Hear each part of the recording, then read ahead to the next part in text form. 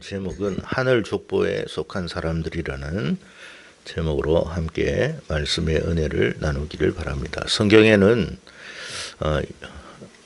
여러 곳에 족보에 대한 기록들이 나옵니다. 우리나라도 족보가 있죠.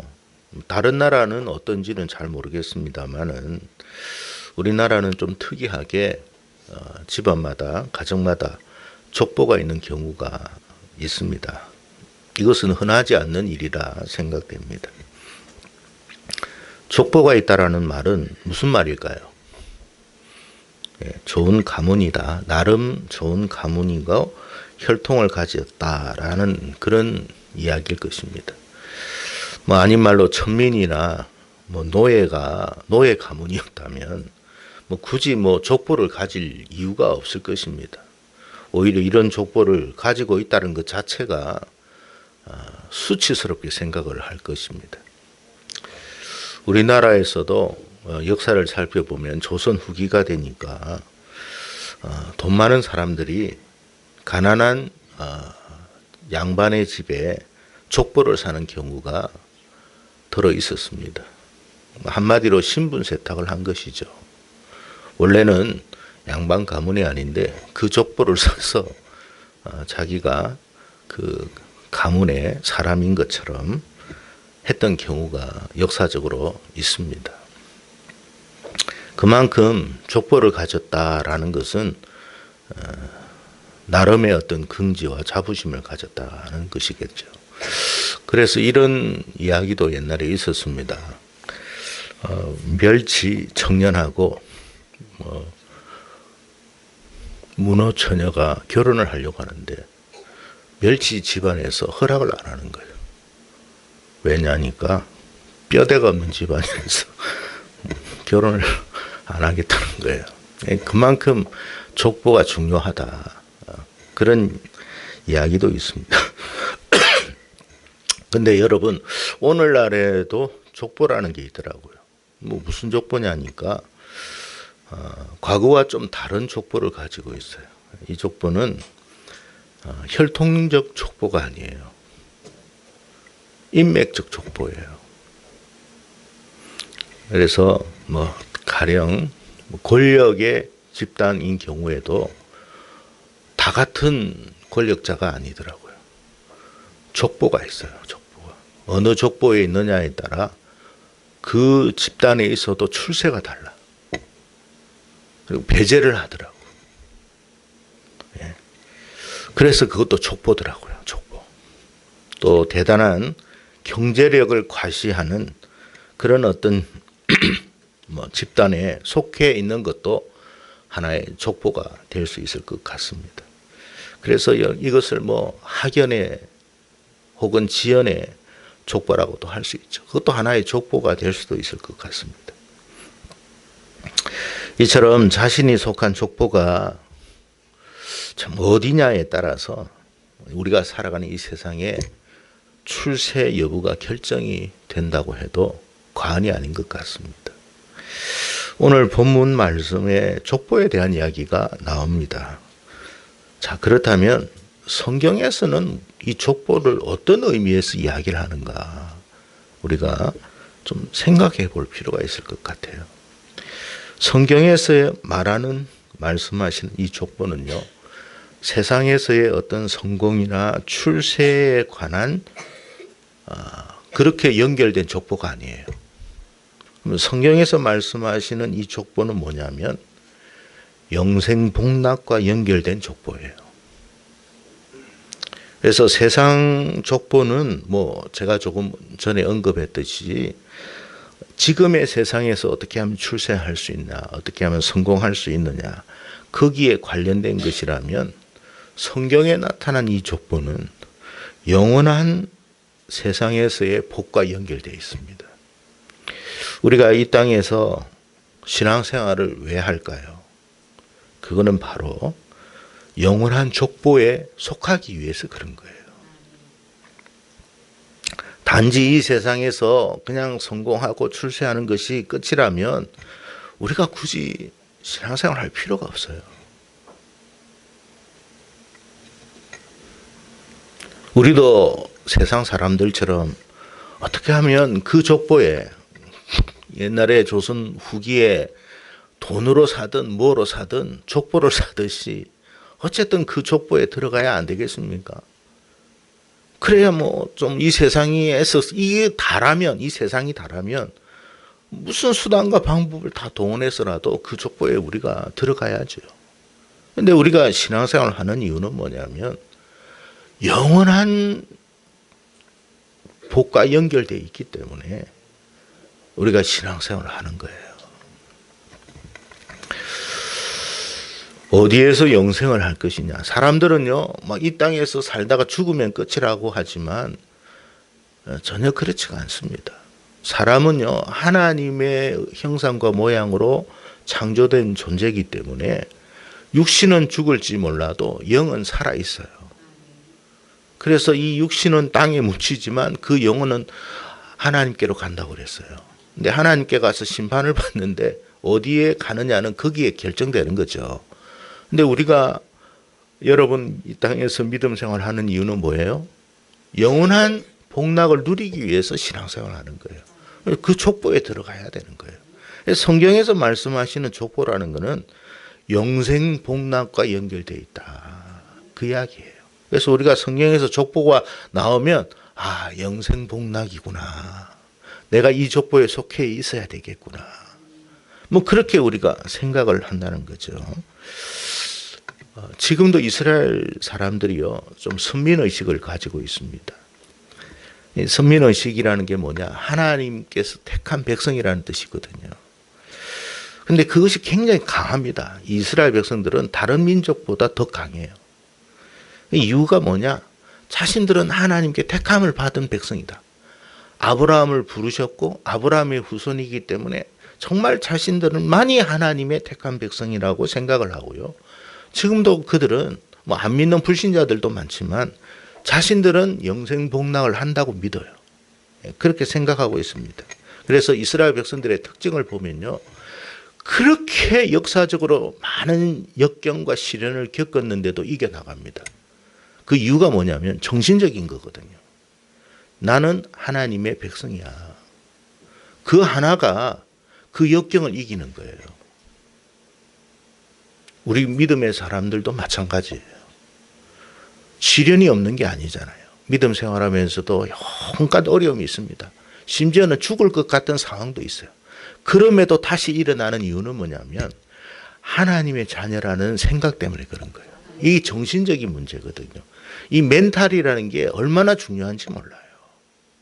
그래서 이스라엘 민족이 그렇게 많은 시련과 역경 속에서도 생각해보세요. 홀로코스트라는 그거로 말미암아 600만 명의 유대인이 죽었습니다. 그 전에 러시아에서도 유대인들이 엄청 죽었거든요.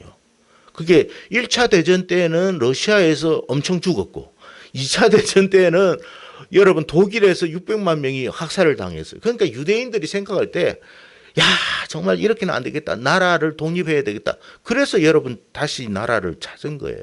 그만큼 끈질긴 생명력이 있는 거예요. 이게 뭐냐? 자기는 선민이 있다. 선민 백성이라는 그 의식 때문에 그렇습니다. 자, 그런데 바울이 로마서에서 뭐라고 이야기했냐면 9장 7절과 8절에 이런 말을 합니다. 또한 아브라함의 씨가 다 그의 자녀가 아니라 오직 이삭으로부터 난 자라야 너의 씨라 불리리라 하였으니 곧 육신의 자녀가 하나님의 자녀가 아니요 오직 약속의 자녀가 씨로 여김을 받느니라 그랬어요. 그러니까 아브라함의 혈통적인 자손이 사실은 하나님의 선민이 아니고 아브라함의 믿음을 이어받은 그 사람이 하나님의 자녀다. 그런 이야기를 바울이 한 거예요. 그래서 무슨 말이냐면 하늘의 족보에 속한 이 자손들은 아브라함의 믿음을 따라가는 사람이라 그런 이야기거든요. 저와 여러분이 왜 신앙생활을 하는 거예요? 이 믿음의 족보, 하늘의 족보에 속하기 위해서 그런 거예요. 자, 오늘 본문 룻기 마지막 부분을 살펴보면 그래서 하늘 족보에 대한 속한 사람들에 관한 이야기가 나오는데 오늘 본문에 나타난 몇 사람을 좀 살펴볼 필요가 있습니다. 특히 베레스, 보아스, 오벳이라는 사람이에요. 자, 베레스는 어떤 사람이냐? 여러분, 베레스가 어떤 사람이죠? 성경을 읽어보면 여러분이 아실 텐데 성경을 잘 안 읽어보니까 베레스가 누군지를 잘 몰라. 베레스는 야곱의 12아들 중에 유다라는 사람이 있어요. 그 유다와 유다의 며느리와의 사이에서 태어난 자녀예요. 이게 무슨 아주 희한한 족보냐 싶으죠. 그래요. 성경은요 거짓이 없어요. 성경은요 여러분 이렇게 우리의 수치스러운 부분도 다 드러냅니다. 그래서 진실한 거예요. 유다하고 며느리가 관계를 해서 아이를 낳은 거예요. 거기에서 낳은 게 베레스. 이게 무슨 말이냐면 성경을 여러분이 읽어보시면 아시겠지만 유다와 아들이 있었는데 이 아들하고 이 다말하고 결혼을 했는데 아들이 죽어버렸어. 악해가지고 하나님이 죽였다고 돼 있어요. 근데 그때 당시로서는 형이 자녀가 없을 때는 동생이 이제 형수와 다시 결혼을 재혼을 해가지고 아이를 낳아야 돼요. 낳고 그 아이는 형의 아이가 되는 거예요. 그러니까 그 동생이 내가 이렇게 돼가지고 아이를 낳으면 내가 내 아이가 아니고 내가 가지고 있는 재산도 결국 형에게 속해지기 때문에 나는 그렇게 못하겠다 해가지고 관계를 안 한 거예요. 그래서 하나님 보시기에 이것도 악하게 죽어버렸어. 그러니까 다말이 이제 과부로서 살게 되었는데 살다 보니까 이 다말에게는 어떤 마음이 있었느냐면 하나님의 자손에 대한 약속에 대한 믿음이 있었던 것 같아요. 그래서 자기도 믿음의 자녀를 낳고 싶다 이 생각을 했어요. 그런데 여러분 그때는 아무나 결혼을 할 수가 없잖아요. 과부가 시댁에서 허락을 해줘야 되는데 안 하는 거야. 그래서 어떻게 하다 보니까 자기를 그냥 장녀처럼 변장을 해가지고 아버지는 몰랐지. 변장을 해가지고 관계를 한 거예요. 그래서 낳은 아이가 누구라고요? 베레스였다 그 말이에요. 근데 성경은요 다말의 불미스러운 부분에 집중하지 않아요. 다말에 무엇을 집중하느냐 하면 그녀가 혈통을 잇기 위한 믿음에 집중하고 있어요. 그래서 믿음의 자녀예요. 보아스라는 사람도 마찬가지예요. 보아스는 누구냐? 보아스는 그 어머니가 이방 여인이에요. 누구라고요? 이방 여인인데 누굴까요? 여리고 성에서 기생으로 있었던 라합이에요. 라합. 이 라합이 살몬하고 결혼을 했거든요. 정탐꾼 한 사람하고 결혼을 한 거예요. 근데 라합은요 이방 여인이고 여리고 성에 있는 사람들은 다 죽게 돼 있는데 라합은 이스라엘 민족에 대한 소문을 들었어. 그리고 이 이스라엘 민족에 의해서 나도 그 같은 민족이 되고 싶다라는 마음이 있었던 것 같아요. 그래서 하나님께서 그 라합을 살려주시고 살몬하고 결혼해서 낳은 아이가 누구라고요? 보아스였다. 자, 보아스하고 결혼한 사람이 또 있어요. 누구예요? 모압 여자 룻이에요. 그래가지고 오벳을 낳고 하다가 나중에 누가 나왔어요? 다윗이 나오고 또 그 계속해서 나온 사람이 누구예요? 예수님이었다. 그럼 결국에서 이 족보에서 말하고자 하는 게 뭐냐면 혈통을 이야기하는 게 아니에요. 뭘 이야기해요? 믿음을 이야기했다. 나도 하늘 족보에 속하고 싶다 그 말이에요. 여러분 자기가 가문이 안 좋고 집안이 안 좋아도 뭔가 좀 신분이 바뀌기를 원하는 사람이 있잖아요. 세상에서도 그렇거든요. 우리도 마찬가지예요. 하늘의 족보에 속한 사람들이 아니었어요. 근데 우리도 신분에 변화되고 싶어. 그런데 어떻게 하면 변화되느냐? 믿음을 가지면 그 하늘 족보에 속할 수 있다. 그게 이 족보에 대한 이야기다 이 말이에요. 그래서 여러분 성경에서 가장 중점적으로 강조하는 게 뭐냐? 하늘 족보에 등장하는 인물은 혈통이 아니라 바로 믿음이다. 따라서 오늘 룻기 마지막 부분에 기록되어지고 있는 이 족보의 안에는 바로 원래 들어갈 수 없는 사람인데 들어갔다라는 거예요. 저와 여러분도 마찬가지예요. 원래 들어갈 수 없는데도 믿음을 가지니까 이 족보 안에 들어온다. 우리도 이제 하늘 백성이 되었다. 그 이야기예요. 그래서 여러분 이거 알아야 돼요. 내가 기독교 집안에 태어났다고 해서 하늘 족보에 들어가는 게 아니에요. 믿음이 있어야 들어가는 거예요. 우리 아버지가 뭐 장로님이다, 뭐 권사님이다, 뭐 아버지가 목사다, 그렇게 해서 여러분 하늘 족보에 들어갈 수 있는 게 아니에요. 내가 개인적으로 각자가 믿음이 있어야 그 족보에 들어가는 거예요. 그 믿음이 없으면 이 족보에 들어갈 수가 없다고 성경은 분명히 말씀합니다. 바울이 갈라디아서 3장 7절에 이런 말을 했습니다. 그런즉 믿음으로 말미암은 자들은 아브라함의 자손인 줄을 알지어다. 믿음으로 말미암은 자만이 아브라함의 자손이에요. 그러니까 아브라함의 혈통을 가져도 믿음이 없으면 아브라함의 자손이 아닌 거예요. 갈라디아서 3장 29절에도 이런 말을 합니다. 너희가 그리스도의 것이면 곧 아브라함의 자손이요 약속대로 유업을 이을 자니라. 여러분 믿음 가지고 있습니까? 그걸 가지고 있어야 돼요. 그래야 여러분이 하늘 족보에 있는 거예요. 어디에 족보에 속해 있느냐에 따라 세상에도 출세가 성공이 결정이 돼요. 세상 보세요, 여러분. 자기하고 연결되어 있으면요, 어쨌든 끌어줍니다. 이 사람보다 더한 능력이 있어도요, 자기하고 연결된 사람 끌어줘요. 그게 세상이듯이 하늘 족보도 마찬가지예요. 그건 어쩔 수 없어요. 우리는 영원한 복을 받을 수 있는 족보에 들어가야 돼요. 어차피 우리는 실력도 없고 특별한 사람도 아니에요.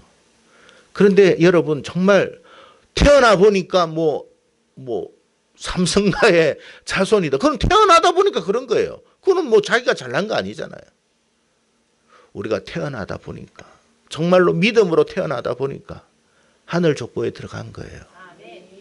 이게 은혜인 줄로 믿으시기를 축복합니다. 그래서 여러분 오늘 말씀이 강조하는 게 뭐냐? 하나님이 기뻐하시는 믿음을 소유해라는 거예요. 그러면 영원한 하늘의 기업을 이어받게 될 것이다. 비록 지금까지의 삶이 좀 부족하다 할지라도 하나님은 아까도 이야기했죠. 지금까지의 삶을 보는 게 아니에요. 이제부터의 삶을 보는 거예요. 지금까지는 부족했어요. 지금까지는 형편없었어요. 그러나 이제부터라도 하나님 앞에 믿음 생활 잘하면 하나님 안에서 이런 놀라운 변화가 일어날 것이고 하늘 족보에 속하게 될 것이라 말씀하고 있습니다. 성경에 보면 막달라 마리아라는 여자가 나옵니다. 막달라 마리아는 여러분 어떤 사람이냐면 요한복음 8장에 보면 현장에서 간음하다가 붙잡혀 끌려온 여자였어요. 근데 유대 역사가의 이야기에 의하면 이 막달라 마리아가 그렇게 이뻤대요. 그리고 이 여자는 그냥 원래 있잖아요. 이게 그 화류계에도 등급이라는 게 있잖아요. 최상의 등급의 여인이었대요. 그러니까 우리나라로 말하면 황진이급이야. 그런 여인이었대요. 그러니까 이게 고위층들과의 관계를 한 아주 특별한 여자였어요. 근데 그 여자가 그렇다 할지라도 뭐 어쨌든 현장에서 잡혔으니까 죽을 상황에 처해 있었죠. 근데 그 사람이 예수님 만났어요. 예수님 만나고 나서 계속 그렇게 했을까요? 변화되었을까요? 변화되었어요. 그게 중요한 거예요. 과거에 죄가 없다라는 말이 아니에요. 예수님 만나고 변화된 모습이 중요하다는 거예요. 그런 막달라 마리아, 그 막달라 마리아가 어떻게 변화되었느냐? 여러분 성경에 보니까 주님의 부활을 제일 먼저 목격한 사람 나옵니다. 12제자도 아니에요. 제일 먼저 목격한 사람은 막달라 마리아예요. 그만한 은혜를 받은 거예요. 누가복음 7장에 보면 이 막달라 마리아에 대한 이야기가 나옵니다만 한 여자에 대한 이야기가 나오는데 예수님께서 한 바리새인의 집에 초대를 받았을 때 어떤 여인이 예수님의 뒤에서 와가지고 자기의 머리털로 예수님의 발을 닦고 그 발에 입 맞추고 그 위에 기름을 향유를 붓는 사건이 나옵니다. 그 여인이 막달라 마리아예요. 이것은 그냥 나사로의 여동생 마리아하고는 달라요. 달라. 그 여인이 완전히 바뀐 거예요. 중요한 건 뭐예요? 지금부터예요. 저와 여러분이 지금부터 믿음으로 살아가는 우리가 되기를 바랍니다. 지금까지는 믿음으로 못 살았어요. 그러나 이제부터라도 믿음으로 살면 우리가 하늘 족보에 들어가게 될 줄로 믿습니다. 반면에 여러분 바리새인들이라고 하는 사람들, 서기관이라고 하는 사람들, 예수님께서 그들을 향해 뭐라고 이야기했냐면 요한복음 8장 44절에 막달라 마리아하고 똑같이 대비되어서 나옵니다. 그들을 향해서 너희는 너희 아비 마귀에게서 났다 그랬어요. 참 희한하죠. 요한이 희한하게 대비시켜 놓고 있어요. 그럴듯하게 살고 종교적으로 살고 남들이 보면 허물이 없어요. 근데 예수님은 너희 아비 마귀에게서 났다고 그랬어요. 왜? 하늘 족보에 들어간 게 아니에요.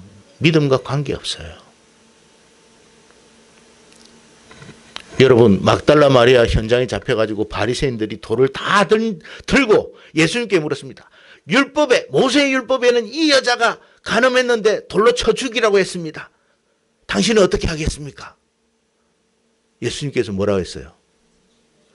죄 없는 자가 돌로 먼저 쳐라고 그랬어요. 그랬더니 찔림을 받은 거야. 나이 많은 사람부터 어린아이까지 다 돌을 내놨어요. 돌을 내려놨다. 왜 찔림을 받았을까요? 그들도 그 죄를 지었기 때문에 그런 거예요. 그런데 들키지는 않았어. 여러분, 하나님은요, 우리의 모든 걸 다 알고 계세요. 우리는 들키지만 않으면 죄 없는 줄 알아요. 아니에요, 여러분. 들키든 안 들키든 하나님은 다 알고 계세요. 돌을 들었던 사람이 누구냐? 바리새인들이었어요. 그렇게 도덕적으로 살았던 사람들, 그렇게 11조 생활 잘하고 그렇게 율법을 철저히 지켰던 사람이 뒤에서 뭐 했다고요? 간음죄 저질렀다 이 말이에요.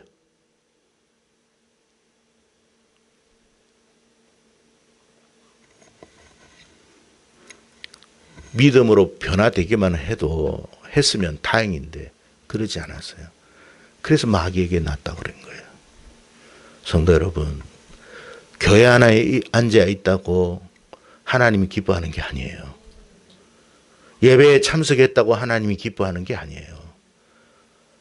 하나님의 뜻대로 살아야 기뻐하는 거예요.